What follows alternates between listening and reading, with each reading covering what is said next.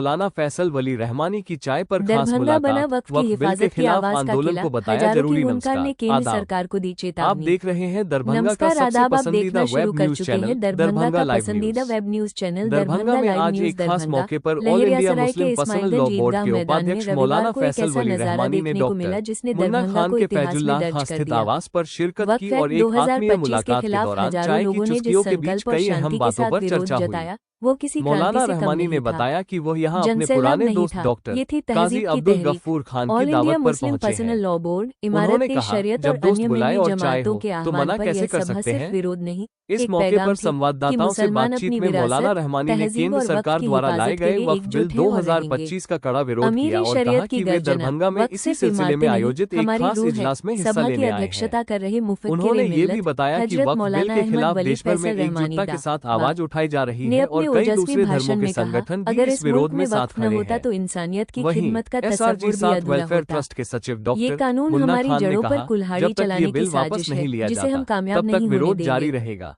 उन्होंने हजारों की साफ किया भीड़, कि एक यह आवाज, आंदोलन सिर्फ हम एक अमीर समुदाय शरीयत नहीं के साथ हैं। बल्कि देश के संविधान और दरभंगा के काजी न्यायप्रियता की शरीयत रक्षा के मौलाना लिए काजी है। अरशद रहमानी ने जब डॉक्टर यह नारा अब्दुल दिया तो गफ्फूर मैदान खान ने लब्बैक की मौलाना गूंज साहब से का कांप धन्यवाद उठा। करते हुए कहा कि यह वो मक्का में लम्हा जब था वे जब उस्ताद सियासी हुआ ताकतें करते भी थे समझ गईं तभी कि से यह इनसे आंदोलन मुलाकात सिर्फ और एक रैली संबंध नहीं, है। एक चेतावनी है। उन्होंने मौलाना के जज्बे बुद्धिजीवी को और सलाम करते राजनैतिक हुए कहा समर्थन कि की भी इस झड़ी सरकार के मंच खिलाफ पर आवाज मौजूद थे। उठाना आसान मौलाना है, अहमद लेकिन हुसैन मौलाना कासमी पीछे मदनी, हटने वालों में इमारत से नहीं शरीयत, है। पटना, मुफ्ती मौलाना फैजानुर रहमानी इस रहमान मुलाकात के सुबहानी बाद काजी इस्माइलगंज कासमी, ईदगाह की ओर मौलाना रवाना हुए, इरफान मदनी, जहां ऑल इंडिया एडवोकेट मुस्लिम मुमताज पर्सनल आलम, लॉ बोर्ड साथ की ही नगर अगुवाई में निगम एक की मेयर विशेष अंजुम बैठक आरा, आयोजित की गई डिप्टी थी। मेयर नाजिया हसन, कांग्रेस, भाकपा माले और जन सुराज के प्रतिनिधियों ने भी मंच साझा कर समर्थन जताया।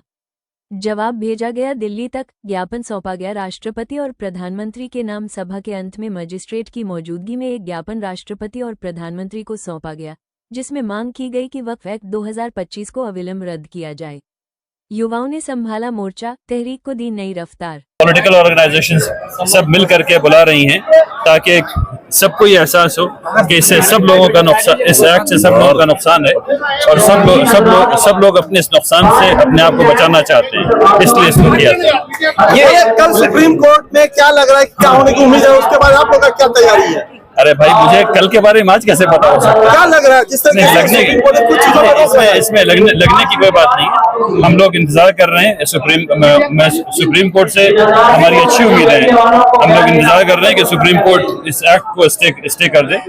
हालांकि मुझे खूब एहसास है कि सुप्रीम कोर्ट के एक लिमिटेड दायरेकार है, वो किसी चीज को इंटरप्रेट करके ये बताते हैं कि ये कॉन्स्टिट्यूशनल है या नहीं है, तो वो अपना काम करेंगे। हम लोगों का काम ये है कि हम लोग हुकूमत को ये बताएं कि हम लोगों को, यानी इस पूरे मुल्क को ये एक्ट नापसंद है। हम सब लोग ये समझते हैं कि इस एक्ट से इस मुल्क में बदअमनी फैलने वाली है। इस एक्ट से तमाम जो खैर की जो जायदादें हैं, जिससे अच्छी होती है, जो स्कूल्स हैं, जो कॉलेजेस हैं, जो लैब्स हैं, जो लाइब्रेरीज हैं, जो हॉस्पिटल्स हैं, जो क्लिनिक्स हैं, वो तबाह हो जाने वाले हैं। हम लोग ऐसा समझते हैं और हम लोगों को, अगर हम लोग ऐसा गलत समझते हैं तो गवर्नमेंट को चाहिए कि वो अपने लॉयर्स के थ्रू जो इसका इंटरप्रिटेशन है वो सामने रखवाएं, ताकि हम लोग उस पर बातचीत कर सकें। क्या सरकार ने कभी ऑल इंडिया पर्सनल मुस्लिम लॉ बोर्ड, इमारत शरिया और भी जैसे मुस्लिम संगठन, उससे कभी ओपन टेबल में बात नहीं किया? Absolute zero. तो जेपीसी ने क्या किया आप लोगों के साथ? जेपीसी ने कांटेक्ट नहीं किया? जेपीसी ने सब लोगों को 1-1 मिनट का, आधे मिनट का वक्त जरूर दिया है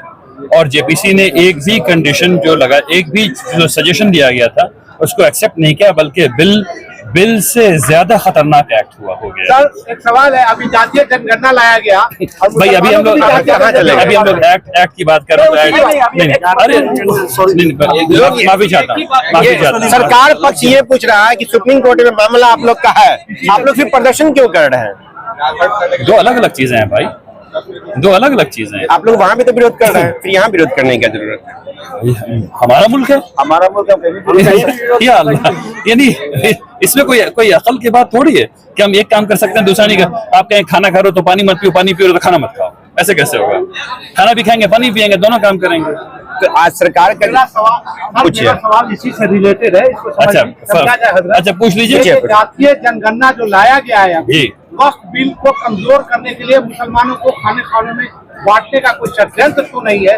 इससे ये वक्फ बिल की लड़ाई कमजोर तो नहीं है? देखिए, हुकूमत ने ये जो काम किया है और खास करके इतने जबरदस्त विरोध के बाद इस बात को लेकर के आई है, तो डेफिनेटली उनके जहन में कुछ बात होगी, लेकिन उससे वक्फ की लड़ाई कमजोर नहीं पड़ेगी। आज आपने यहाँ देखा है कितने लोग थे, और तमाम डिस्ट्रिक्ट में जो लोग जमा हो रहे हैं, जो हर रंग के लोग हैं, हर मजहब के लोग हैं, हर पॉलिटिकल पार्टी के लोग हैं, हर क्लास के लोग हैं, और सबको वक्फ से बेनिफिट था और है और रहेगा, इसलिए सब लोग इसके विरोध में हैं। वो अगर डाइवर्जन से काम नहीं बनेगा इस दफा।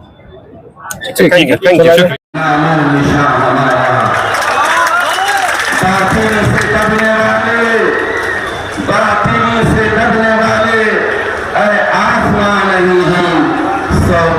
कर चुका है तू इंतहा हमारा। मैदान जिंदगी से घबरा के डर न जाना, मैदान जिंदगी से घबरा के डर न जाना, तकमील जिंदगी है चोटों पे चोट खाना। मिल्लत इस्लाम। पहले तो मैं आपको बता देना चाहती हूँ, हमारे शरिया के सौजन्य से यहाँ पे एक प्रोग्राम ईदगाह में हुआ है। कहने का ये मतलब है कि ये वक्फ बिल काला कानून है, जिसका कतई हम लोग नकल अंदाजी बर्दाश्त नहीं कर सकते हैं।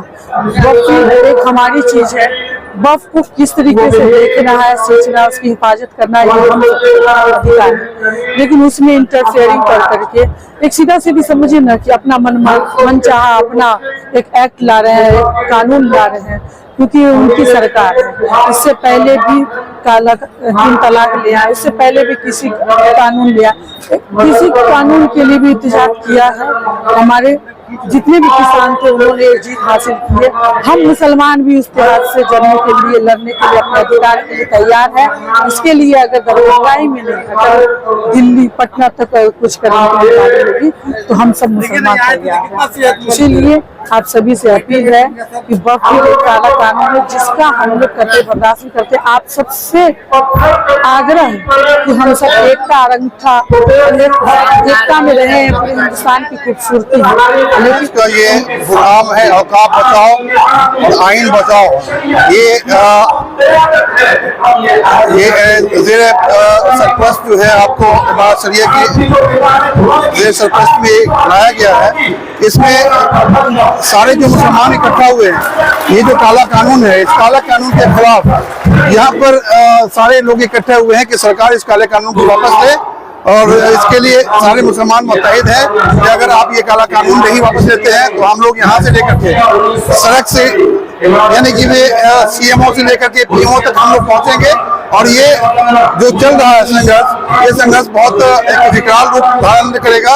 इसलिए सरकार से ये कहना चाहूँगा कि सरकार इस पर सोचे और सोच करके इसे इमीडिएट वापस लें। शुएब अहमद खान। एहतजाज जो है ये बहुत बड़ी एहतजाज है, और मैं आप सबों के माध्यम से बताना चाहता हूं कि सरकार को तुरंत इस कानून विरोधी वक्फ कानून को वापस लेना चाहिए, क्योंकि ये जो एक्ट है वो न केवल मुसलमानों के खिलाफ है बल्कि इंसानियत के खिलाफ भी है, क्योंकि वक्फ की जितनी भी प्रॉपर्टी है उससे इंसानियत और मिल्लत की मदद होती है, और उससे जो भी काम होता है वो इंसानियत के भलाई के लिए काम होता है। इसलिए सरकार को चाहिए कि तुरंत इंसानियत के मद्देनजर इस वक्फ बिल को रिजेक्ट करे और मुसलमानों की जो चीजें हैं वो मुसलमानों के पास रहने दें। जिशान फारूकी। प्रोग्राम तो काफी सफल है, सफल रहा है। हम लोग सब मिलके इसका पुरजोर विरोध कर रहे हैं। ये काला कानून वापस हो, ये एक इंसान या किसी खास तबके के लिए नहीं समझा जाए। ये सरकार का एक तरह का दमन है, जो कि बहुसंख्यक लोग इसे समझ नहीं पा रहे हैं। उन लोगों को लग रहा है कि ये मुसलमानों के खिलाफ है, लेकिन सरकार जो ये कानून लेके आई है ये हर तरह से इंसानियत के खिलाफ है। हमारे पास अधिकार होना चाहिए जब अपनी जमीन वक्फ को दे, और ये सदियों से चला आ रहा है और इसको आगे तक भी चलते रहने देना चाहिए। इसमें किसी का कोई नुकसान नहीं है। ये सिर्फ गरीबों की मदद के लिए, मजलूमों की मदद के लिए, यतीमों की मदद के लिए वक्फ जमीन या वक्फ संपत्ति का उपयोग किया जाता है। हर हालत में इसे वापस लिया जाए। शाहनवाज अहमद। हिंदू, मुसलमान, सिख, ईसाई सारे वो लोग जो आइन के मानने वाले हैं, जो संविधान के तहत चलते हैं, वो इस इतिहाद के साथ है, उस काला कानून के खिलाफ है। हम भारत सरकार से मांग करते हैं इमीडिएटली जितना जल्दी हो सके इस काला कानून को वापस ले, वरना संविधान के दायरे में हम दिल्ली कूच करेंगे और प्रधानमंत्री को इस काला कानून को वापस लेने में मजबूर करेंगे। शाहिद अथर, भावी प्रत्याशी जनसुराज पार्टी दरभंगा शहर। ये एहतजाजी प्रोग्राम इसलिए है कि जिस तरीके से सरकार ने हम पे वक्फ एक्ट थोपा है, जो हमें मंजूर नहीं, हमें वो वक्फ एक्ट नहीं चाहिए। हमें मुस्लिम हिंदू एकता चाहिए और ये वक्फ एक्ट जो है वो मुसलमानों का है और आज भी मुस्लिम के ही पास है, इसलिए सरकार को इसे यानी हाँ वापस लेना ही पड़ेगा। राजा अंसारी।